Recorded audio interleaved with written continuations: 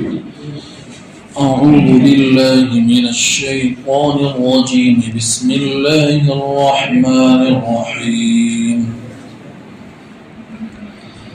فلبثت سنين في أهل مدين ثم جئت على قدري يا موسى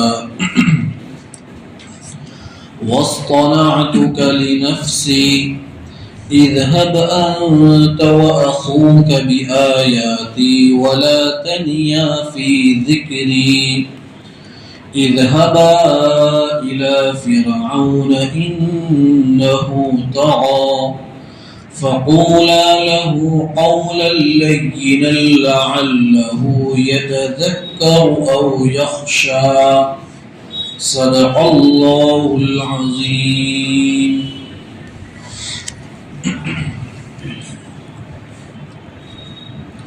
بزرگان محترم،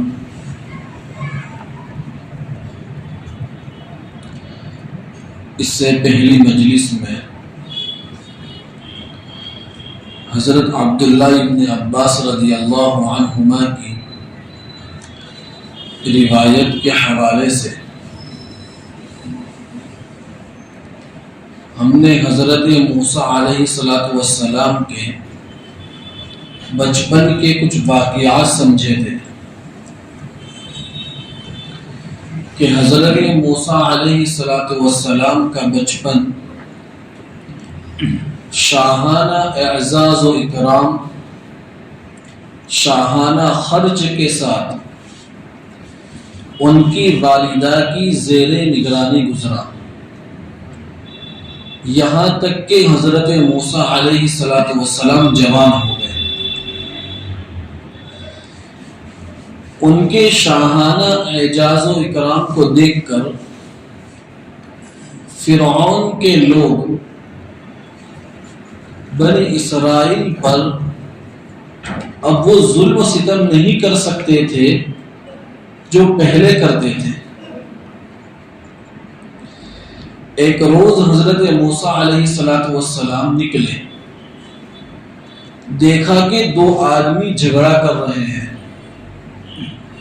ان میں سے ایک فرعونی ہے اور دوسرا اسرائیلی ہے۔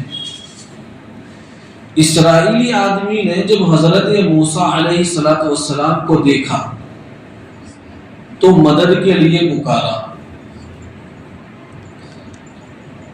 حضرت موسیٰ علیہ السلام کو فرعونی کی ہمت اور اس کی جرأت کو دیکھ کر بہت غصہ آیا کہ اس نے حضرت موسیٰ کے شاہانہ اعزاز و اکرام کو دیکھ کر بھی اسرائیلی کو نہیں چھوڑا، اور وہ یہ جانتا بھی تھا کہ حضرت موسیٰ علیہ السلام بنی اسرائیل کی حفاظت کرتے ہیں۔ تو حضرت موسیٰ نے اس فرعونی کو ایک مکہ رسید کر دیا، جس کو وہ برداشت نہیں کر سکا، وہی مر گیا۔ مگر اتفاق سے وہاں حضرت موسیٰ علیہ السلام اور ان دونوں لڑنے والوں کے علاوہ کوئی موجود نہیں تھا۔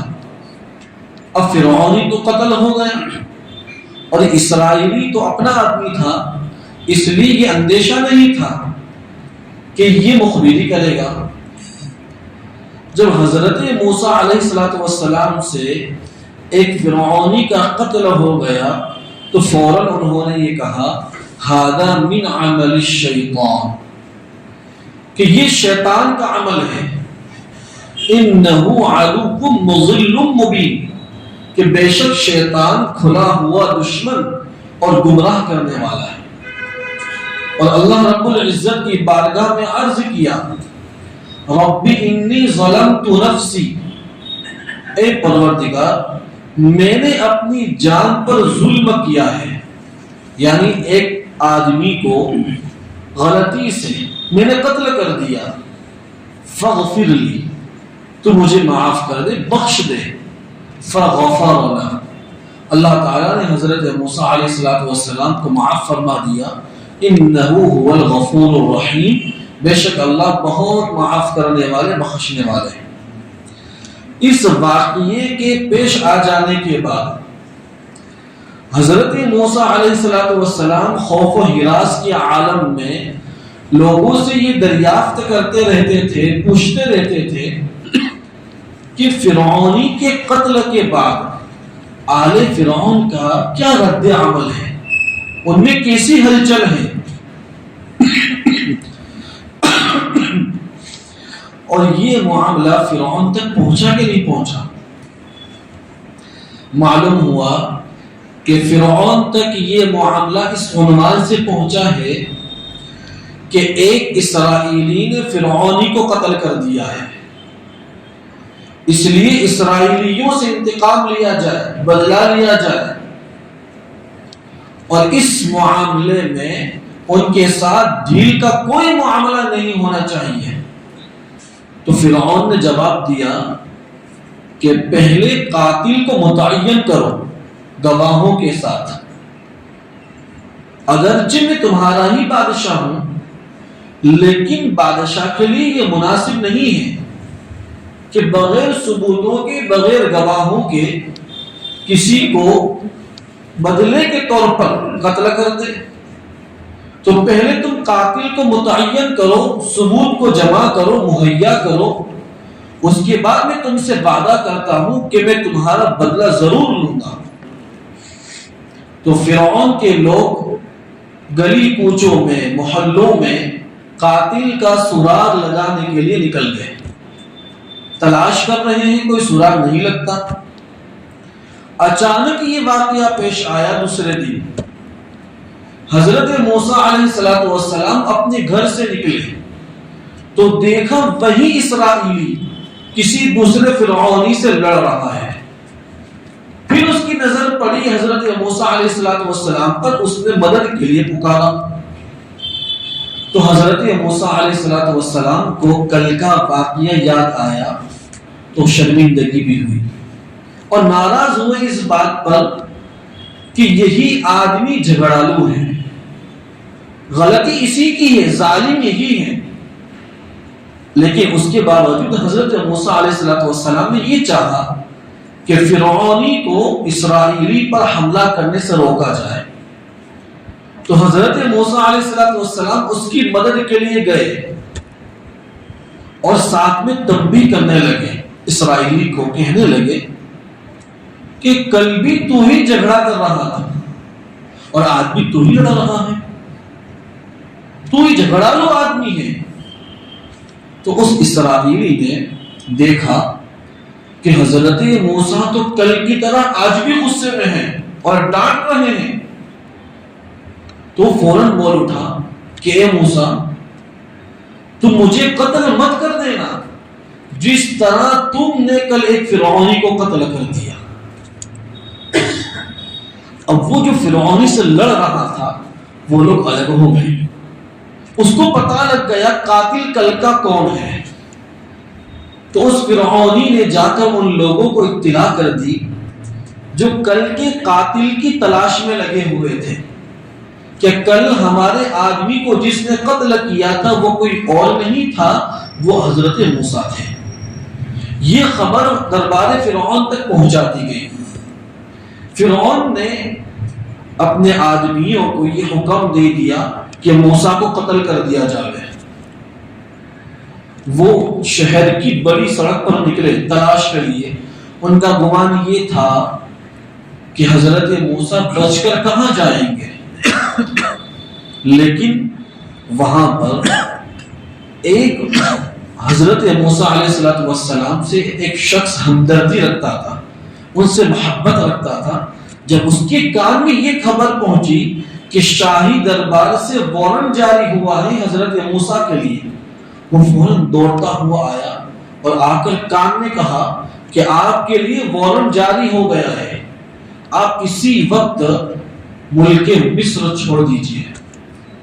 یہ خبر سن کر حضرت موسیٰ علیہ السلام نے شہر چھوڑ دیا اور ان کا رخ شہر مدین کی طرف ہو گیا۔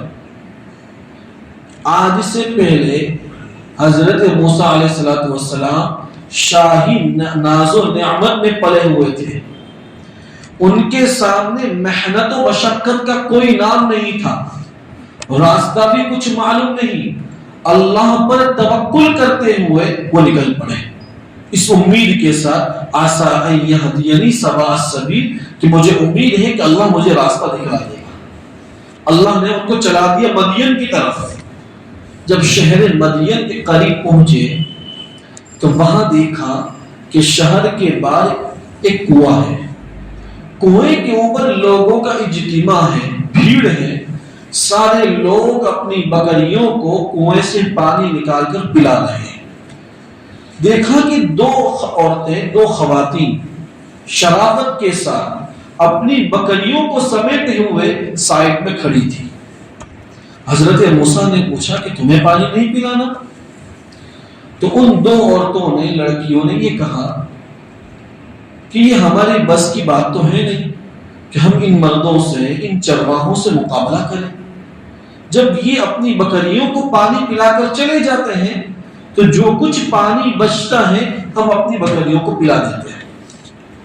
تو حضرت موسیٰ علیہ السلام کنویں پر گئے اور بڑی تیزی کے ساتھ کنویں سے پانی نکالنا شروع کیا۔ اللہ تعالیٰ نے حضرت موسیٰ کو بلا کی قوت طاقت عطا فرمائی تھی، بہت جلد پانی نکالا اور ان دونوں لڑکیوں کی بکریوں کو پانی پلایا۔ وہ لڑکیاں بکریاں لے کر گھر روانہ ہو گئی۔ حضرت موسیٰ علیہ السلام ایک درخت کے سائے کے نیچے آ کر بیٹھے اور اللہ سے دعا کی، رب انی لما انزلت الی من خیر فقیر، اے میرے پروردگار میں محتاج ہوں اس نعمت کا جو تو میری طرف بھیجے۔ مطلب یہ تھا کہ اللہ تو میرے کھانے کا، میرے ٹھکانے کا انتظام کر دے۔ ادھر یہ دونوں لڑکیاں روزانہ کے وقت سے پہلے گھر پہنچی تو ان کے والد کو تعجب ہوا، تو کہا کہ کیا آج کوئی نئی بات ہوئی ہے؟ روزانے کے وقت سے پہلے تم دونوں گھر آ گئی ہو۔ تو دونوں لڑکیوں نے یہ سارا واقعہ بتایا کہ ایک نوجوان ملا جس نے بڑی تیزی کے ساتھ ہمارے لیے پانی نکالا اور بکریوں کو پانی پلا دیا۔ وہ دو لڑکیوں کے جو والد تھے وہ اللہ کے نبی حضرت شعیب علیہ السلام تھے۔ انہوں نے کہا اپنی بیٹی سے کہ تم دونوں میں سے ایک جاؤ اور اس نوجوان کو بلا کر لے کر آ جاؤ۔ وہ لڑکی آئی اور حضرت موسیٰ کو لے کر وہ گئی۔ تو حضرت شعیب علیہ السلام نے حضرت موسیٰ سے سارے احوال دریافت کیے اور تسلی دیتے ہوئے یہ کہا، لا تخف نجوت من القوم الظالمین، کہ آپ ڈریے نہیں، آپ ظالم قوم کے پنجے سے نجات پا چکے ہیں۔ ہم فرعون کی حکومت میں نہیں رہتے، نہ ہم پر فرعون کا کوئی حکم جاری ہوتا ہے، لہٰذا آپ کو ڈرنے کی کوئی ضرورت نہیں ہے۔ تو جو لڑکی بلانے کے لیے گئی تھی اس نے اپنے والد سے کہا، یا ابت استاجر ان خیر من استاجرت القوی الامین، اے ابا اس نوجوان آدمی کو اپنا ملازم بنا لیجیے، بطور نوکر کے رکھ لیجیے، اس لیے کہ ملازمت کے لیے وہی آدمی بہترین ہوتا ہے جو طاقتور بھی ہو اور امانت دار بھی ہو۔ جب لڑکی کی یہ بات حضرت شعیب علیہ السلام نے سنی، تھوڑی سی انہیں غیرت آئی کہ میری بیٹی یہ کیسے کہہ سکتی ہے ایک اجنبی آدمی کے بارے میں کہ یہ امانت دار بھی ہے اور طاقتور بھی ہے۔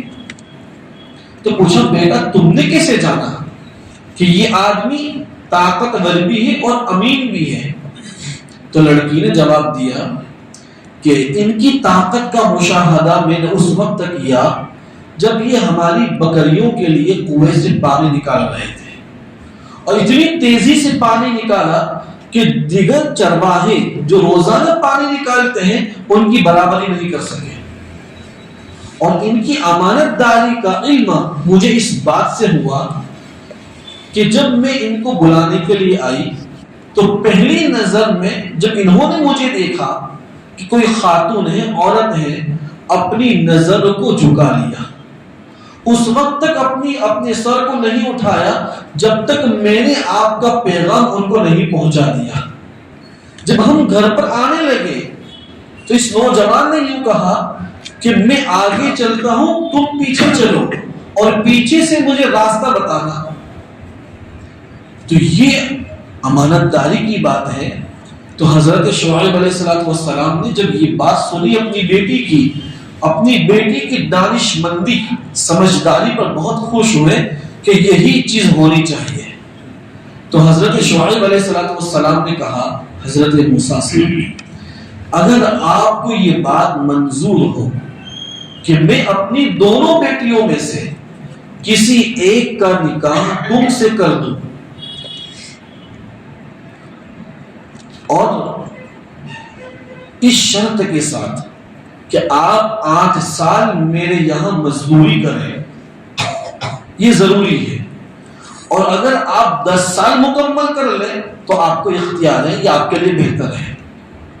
حضرت موسیٰ علیہ السلام نے اس شرط کو منظور کر لیا اور حضرت شعیب علیہ السلام کی بیٹی سے ان کا نکاح ہوا، اور شہر مدین میں حضرت موسیٰ علیہ السلام 10 سال تک رہے۔ جب 10 سال کی میعاد مقررہ وقت پورا ہوا تو حضرت شعیب علیہ السلام کے شہر مدین سے رخصت ہوئے۔ تو راستے کے اندر سردی سخت تھی، اندھیری رات تھی، راستہ نامعلوم تھا، بے کسی بے بسی کے عالم میں تھے، اور ایک پہاڑ کے اوپر انہیں آگ نظر آئی۔ آگ لینے کے لیے گئے، اللہ نے وہاں نبوت و رسالت سے سرفراز فرمایا، 2 معجزات عطا فرمائے۔ اتنے طویل واقعے کو قرآن مجید ایک مختصر آیت میں یوں ذکر کرتا ہے، فَلَبِثْتَ سِنِينَ فِي أَهْلِ مَدْيَنَ، اے موسیٰ آپ مدین والوں میں کئی سال رہے۔ ثُمَّ جِئْتَ عَلَى قَدَرِي يَا موسیٰ، پھر اس کے بعد اے موسیٰ آپ اس جگہ پر ایسے وقت پر پہنچے ہیں جو وقت آپ کے لیے پہلے سے مقدر تھا۔ یعنی ہمارے یہاں تقدیر میں یہ بات لکھی جا چکی تھی کہ آپ کے ساتھ یہ احوال پیش آئیں گے، آپ مدین جائیں گے، مدین میں اتنے سال رہیں گے، اس کے بعد تم یہاں آؤ گے، آگ لینے کے لیے آئیں گے، ہم پیغمبری سے نوازیں گے۔ پھر اللہ نے فرمایا وَاصْطَنَعْتُكَ لِنَفْسِي، کہ میں نے تمہیں خالص اپنی ذات کے لیے بنایا ہے، لہذا آپ ہماری مرضیات کے مطابق چلیں۔ اب اللہ کی کیا مرضیات ہیں؟ قرآن میں آگے اللہ نے چند آیتوں میں اس کو ذکر کیا ہے۔ اب پہلی آیت میں اللہ نے حضرت موسیٰ کو 2 باتوں کا حکم دیا، ایک تو تبلیغ دین کا حکم دیا اور دوسرا ذکر اللہ کی تلقین فرمائی۔ اللہ ارشاد فرماتے ہیں اذهب انت واخوك بآیاتی، اے موسیٰ آپ اور آپ کے بھائی میری نشانیاں، میرے معجزات کو لے کر جائیں۔ اس آیت میں اصل خطاب تو حضرت موسیٰ کو ہے کہ جنہیں اپنے بھائی حضرت ہارون کا تعاون، ان کی مدد حاصل تھی اور وہ بھی ان کے دعا کے نتیجے میں ملی تھی۔ اس آیت میں اللہ نے عموماً عام طور پر سب کے لیے تبلیغ کا حکم دیا کہ اب لوگوں میں، مصر والوں میں تبلیغ کے لیے جائیے۔ دوسرا حکم دیا وَلَا تَنِيَا فِي ذِكْرِي، اور میری یاد میں، میرے ذکر میں، ذکر اللہ کے اندر سستی نہ کرنا۔ علماء نے لکھا ہے کہ ذکر ایک ایسی چیز ہے جس سے انسان ہر اعمال خیر کی انجام دہی میں قوت حاصل کرتا ہے، طاقت حاصل کرتا ہے، اور اس کے دل میں اطمینان پیدا ہوتا ہے۔ اسی لیے اہل ایمان کو نماز کے اندر، اس کے علاوہ شب و روز میں، یہاں تک کہ میدان جہاد کے اندر بھی ذکر اللہ کی تلقین کی گئی ہے۔ سورہ انفال میں اللہ تعالیٰ ارشاد فرماتے ہیں یا ایھا الذین آمنوا اذا لقیتم فئۃ، اے ایمان والو جب کسی فوج سے کسی قوم سے تمہارا مقابلہ ہو تو دو کام کرنے ہیں، اگر تمہیں کامیاب ہونا ہے دو کام کرنے ہیں، فَاثْبُتُوا، تم ثابت قدم رہو، وَاذْكُرُوا اللَّهَ كَثِيرًا، اور کثرت کے ساتھ اللہ کا ذکر کرو، لَعَلَّكُمْ تُفْلِحُونَ، تاکہ تم مراد کو پہنچ جاؤ۔ ذکر اللہ میں ہر چیز شامل ہے، نماز، دعا، استغفار، سب کچھ شامل ہے۔ اور حکم کیوں دیا کہ ذاکر کا دل مضبوط اور مطمئن ہوتا ہے، جس کی سب سے زیادہ ضرورت آدمی کو جہاد کے موقع پر ہوتی ہے، جب سامنے دشمن کھڑا ہوتا ہے۔ دل مضبوط ہوگا، ثبات کرنی آئے گی، پیر لڑکھڑائیں گے نہیں۔ سورہ انفال کی آیت آج کے ان حالات میں ہمیں یہ درس دیتی ہے، ہماری یہ رہبری کرتی ہے۔ ہم بخوبی واقف ہیں کہ ملک ہندوستان کے چپے چپے میں مسلمانوں کے لیے بد امنی کا ماحول بنایا جا رہا ہے۔ تنہا کسی مسلمان کو دیکھ کر موب لنچنگ ہوتی ہے، ہجومی تشدد کا شکار بنایا جاتا ہے۔ ہم لوگ اس وقت بالکل محفوظ نہیں ہیں۔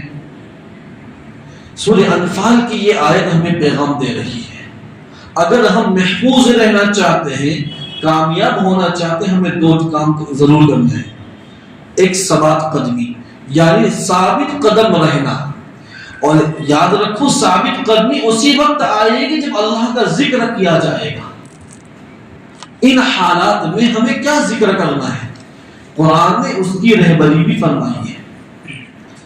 سورہ انبیاء کے اندر اللہ تعالیٰ نے حضرت یونس علیہ السلام کا واقعہ ذکر فرمایا ہے۔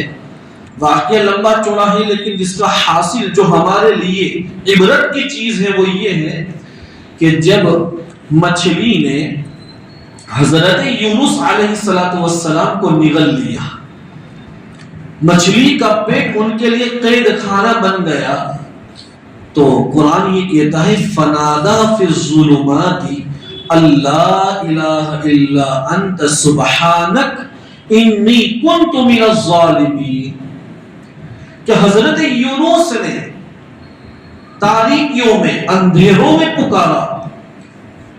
کیا وظیفہ تھا؟ لا الہ الا انت سبحانک، اے اللہ تیرے علاوہ کوئی معبود نہیں ہے، تیری ذات ہر کمزوری، ہر عیب، ہر نقص سے پاک ہے۔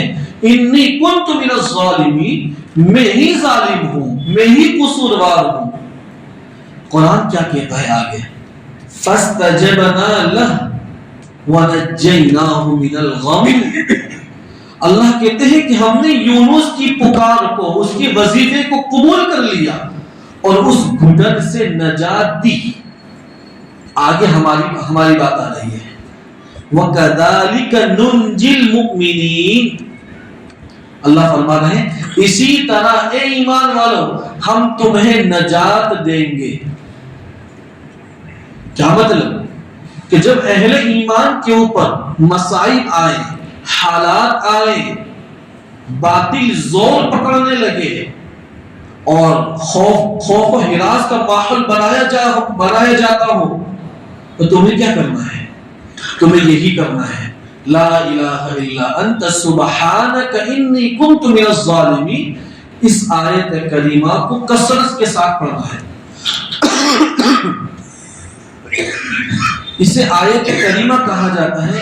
احادیث میں اس کے بڑے فضائل آئے ہیں، اور علماء نے لکھا ہے کہ جب بھی امت پر حالات آئے ہیں اور حالات میں اہل ایمان نے اس آیت کریمہ کا ورد کیا کثرت کے ساتھ، اللہ نے نجات دی، حالات کو ختم کیا ہے۔ آج بھی مجھے یاد ہے 2002 کے فسادات کے موقع پر جب پورے گجرات میں فسادات ہو رہے تھے تو مرد حضرات مورچوں پر تھے اور اتنا اچھا ماحول تھا کہ محلوں کی خواتین ایک گھر میں اکٹھا ہو کر اس آیت کریمہ کا ختم فرماتی تھی، ہزاروں مرتبہ، لاکھوں مرتبہ اس کی برکت سے اللہ نے حالات ختم کر دیے۔ لیکن آج آپ دیکھیے ہم پر حالات مسلسل سالوں سے آ رہے ہیں، لیکن اب کوئی فضا نہیں بن پا رہی ہے، گھروں کے اندر نہ کوئی ماحول بن رہا ہے، نہ مرد حضرات اس کا ورد کر رہے ہیں۔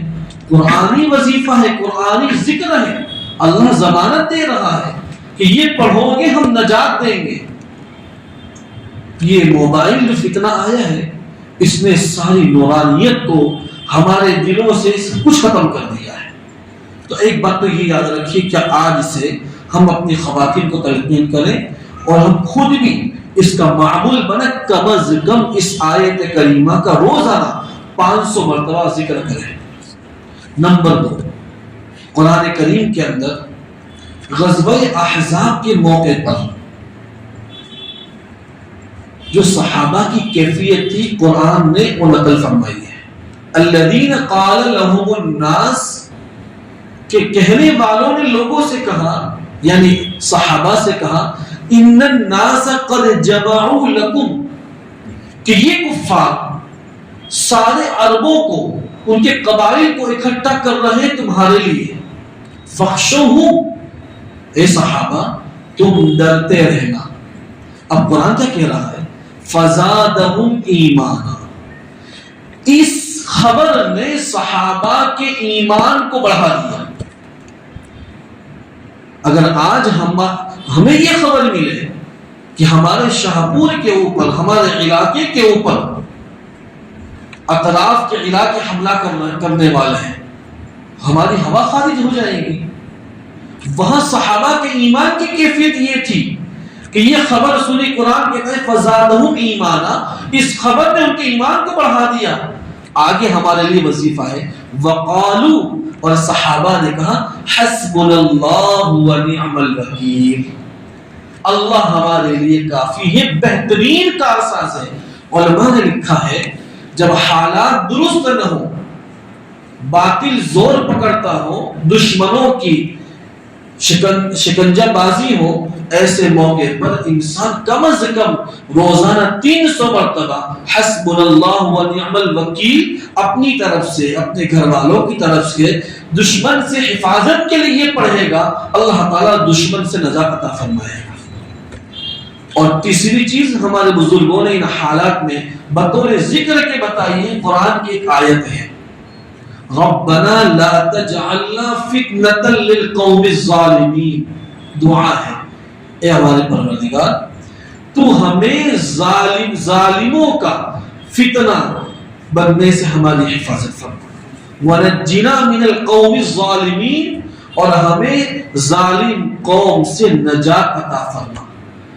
بزرگان دین فرماتے ہیں کہ آدمی پورے دین کی جتنی نمازیں پڑھتا ہے ان نمازوں میں آخری قاعدے کے اندر تشہد التحیات کے بعد یہ دعا کم از کم معنی کے استحضار کے ساتھ پڑھتا رہے، اللہ تعالیٰ ظالم کے شکنجے سے نجات عطا فرمائیں گے۔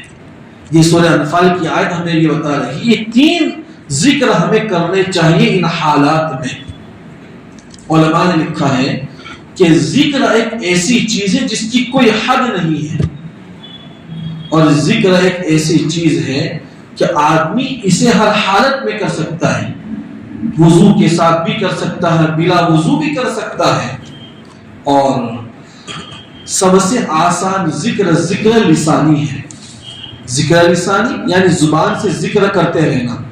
ایک صحابی نے حضور صلی اللہ علیہ وسلم سے عرض کیا، اے اللہ کے رسول آپ مجھے نصیحت فرمائیے۔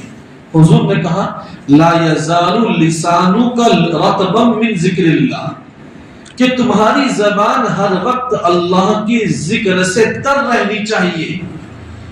قرآن مجید کی تلاوت ہو، استغفار ہو، درود شریف کا ورد ہو، صبح و شام کی تسبیحات ہو، تیسرا کلمہ ہو، آدمی اسے پڑھتا رہے، معمول بنا لے ذکر اللہ کا۔